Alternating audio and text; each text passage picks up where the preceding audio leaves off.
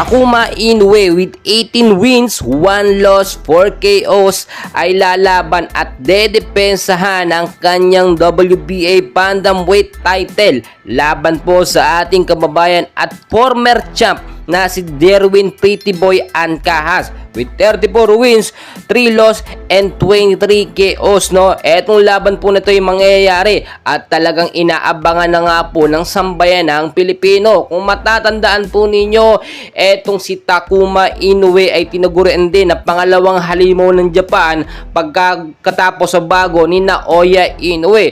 Inaasahan din na talagang susuporta ang mga Pilipino dahil big matchup po ito ngayong 2024. Sa mga hindi po nakakilala kay Derwin Ancahas, isa po siya sa kilalang boksingero sa ating bansang Pilipinas at lumalaban na ng ilang taon.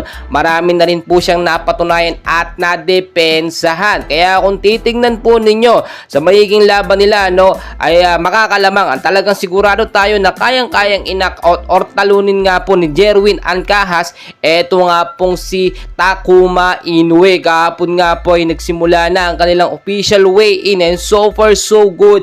Pasok po ang dalawang boksingero sa kanilang mga timbang. Inaasahan natin yung depensa nga po or yung malalakas na suntok ng ating kababayan, yung magpapataob nga po at magpapanalo sa laban nila ni Takuma Inoue. Tatak hapon kasi ito, no, si Takuma Inoue, kaya talagang may gigil ang mga Pilipino na manalo ang ating kababayan. Tingnan nyo mabuti, basta walang maging lutong laban, walang maging dayaan, maging fair ang laban ay talagang makukuha ng ating kababayan sa experience.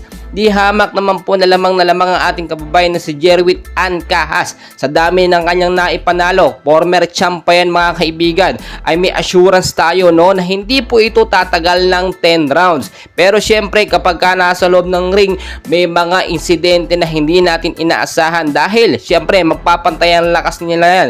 Etong si Takuma Inoue may diskarte or may sistema na hindi nga po sinasabi, binobroadcast sa publiko. Samantalang si Derwin Ancahas naman, no, ay talagang train na train dito sa atin sa Pilipinas at dumaan din sa matitindi at magagaling na mga trainer. Well mga kaibigan, tuloy-tuloy pong suporta sa ating kababayan at pambato na si Derwin Ancahas, no. Asahan nyo ang victory ay mapupunta sa bansang Pilipinas. And please huwag kalimutan mag-like and subscribe para update kayo mamaya sa live fight ni Takuma Inoue at Derwin kababayan natin Pretty Boy Ancahas.